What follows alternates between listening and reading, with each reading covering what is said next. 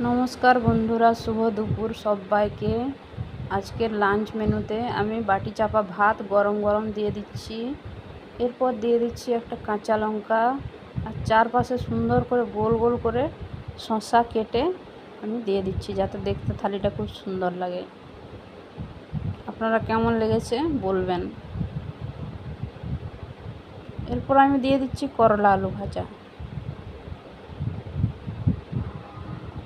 তারপর আমি দিয়ে দিচ্ছি সজনে শাক ভাজা, যেটা রসুন আর শুকনো লঙ্কা ফোড়ন দিয়ে আমি সরষের তেল ফোড়ন দিয়ে বানিয়েছি। এরপর ঝিঙে পোড়া, ঝিঙেটাকে গ্যাসেও পোড়াতে পারেন বা উনানেও পোড়াতে পারেন। পুড়িয়ে কাঁচা লঙ্কা আর পেঁয়াজ দিয়ে আমি বেটে তারপরে আমি সরষের তেল আর নুন দিয়ে মাখিয়ে নিয়েছি।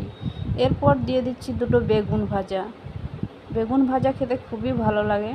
এরপর দিয়ে দিচ্ছি মুসুরির ডাল, যেটা আমি টমেটো দিয়ে বানিয়েছি আর শুকনো লঙ্কা আর 5 ফোড়ন দিয়ে আমি বানিয়েছি। এরপর দিয়ে দিচ্ছি চারা মাছের ঝাল।